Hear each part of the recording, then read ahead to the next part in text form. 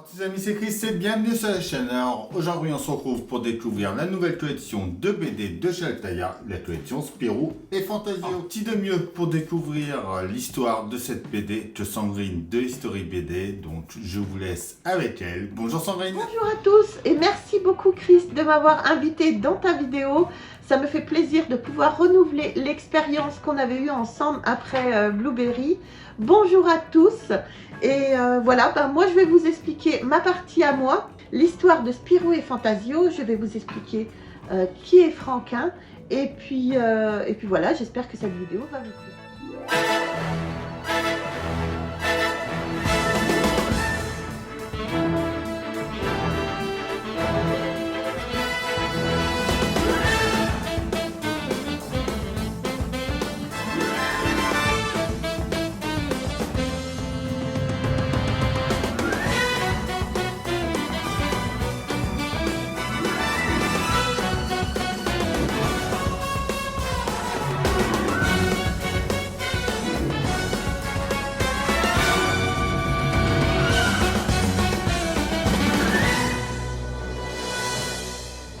Commencer cette vidéo, on pense à s'abonner à la chaîne, aller sur la chaîne de Sandrine History BD, le lien est dans la description, et de s'y abonner aussi. Numéro 1, donc déjà il est proposé à 1,99 €, édition collector avec cahier exclusif sur les coulisses de la saga. À l'arrière, on découvre déjà le numéro 2, le prisonnier du Bouddha à 5,99 €, un cadeau exclusif, donc à la fin de chaque numéro. Moi, ce que j'aime bien avec ces collections-là, c'est que ça nous fait toutes les fresques sur le côté là. Donc pour une collection complète, je trouve ça superbe. En tout, il y a 60 numéros de prévus et ça sortira toutes les 2 semaines chez le marchand de journaux. Les aventures de Spirou et Fantasio. Donc comme je disais, dans chaque album, il y a un contenu additionnel inédit. Donc on va découvrir ça après. Les personnages inoubliables de cette série de BD, donc Spirou, bien sûr, Fantasio, Marsipulami, Cétotine, Champignal, Jean Globe.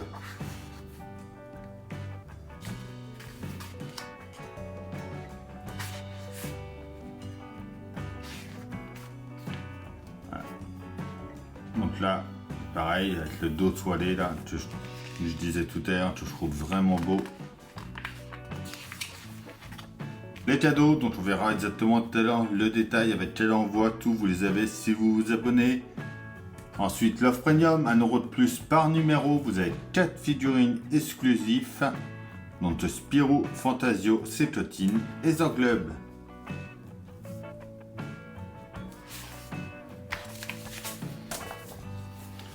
La petite enveloppe T, bien sûr, pour envoyer. Donc justement, le détail de l'offre premium. Donc Spirou, vous l'aurez avec l'envoi numéro 6. Fantasio avec l'envoi numéro 9. Cétotine le 14. Globe le 17.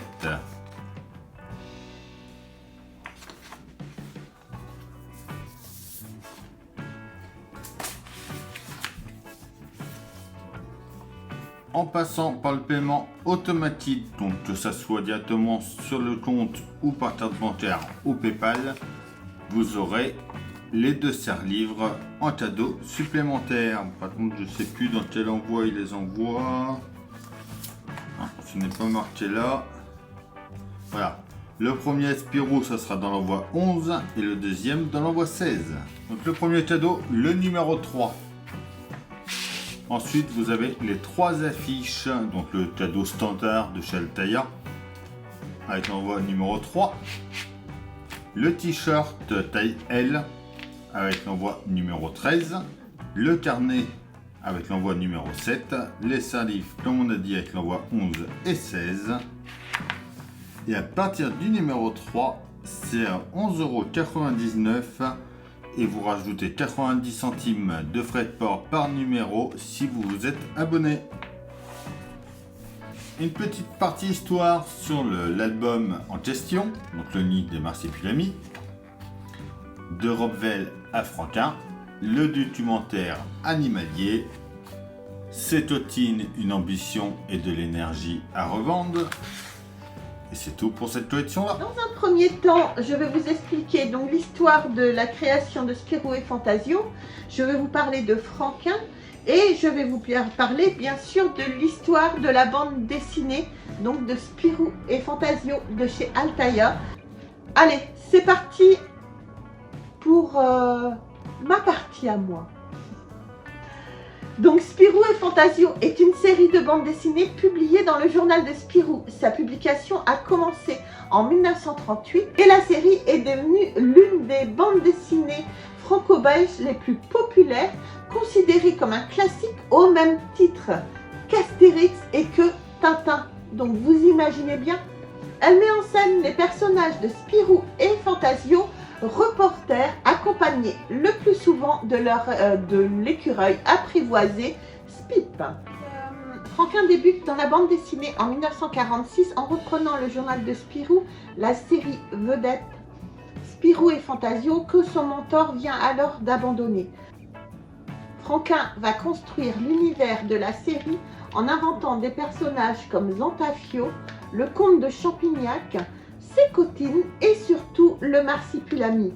Brouillé quelque temps avec son éditeur Charles Dupuis en 1955, il rejoint le journal de Tintin et crée la série Modeste et Pompon avant de revenir dans les girons des éditions Dupuis. Et heureusement pour nous. Franquin est un des piliers de la bande dessinée franco-belge. Il se distingue par la qualité de son dessin, notamment dans le rendu de ses mouvements, l'expression des personnages, ses décors très riches, ainsi que l'inventivité de son humour, souvent coloré de poésie. Travaillant à une époque où la bande dessinée était essentiellement destinée aux enfants, il réalise des histoires accessibles à un jeune public tout en insérant des détails qui n'apparaissent qu'avec une lecture beaucoup plus approfondie. Le Nid des Marsipulami est un album de bande dessinée, le 12e de la série, donc des aventures de Spirou et Fantasio. Il contient les aventures du Nid des Marsipulami et la foire aux gangsters. Mais tout de suite, on va passer à l'histoire, donc le Nid des Marsupilami. Allez, on se retrouve après ça. Cécotine organise une conférence pour y annoncer qu'elle a découvert une famille de marsupilami dans la forêt palombienne. À peine rentrée d'une expédition riche en émotions au pays des gorilles, Spirou et Fantasio sont convoqués par le responsable des conférences, découvert de notre monde, lequel se montre assez pressant, sans nouvelles de l'explorateur qui devait lui livrer un documentaire sur les tigres mangeurs d'hommes. Il lui faut trouver un sujet de remplacement aussi sensationnel que possible. Le reportage de Fantasio sur les gorilles à bonne mine et semble une solution convenable, jusqu'à ce qu'une charmante exploratrice propose un documentaire tout à fait exceptionnel. L'identité de l'intrigante et la nature de son reportage ne resteront pas mystérieux très longtemps.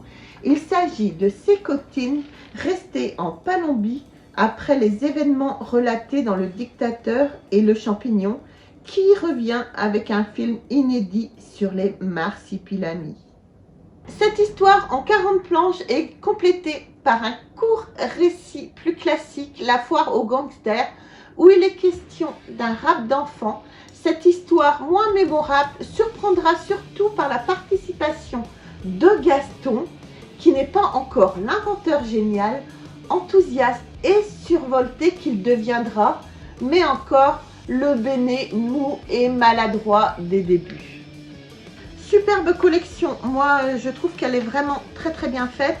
Vous avez le dos qui est vraiment, enfin la couverture pardon, qui est vraiment rigide.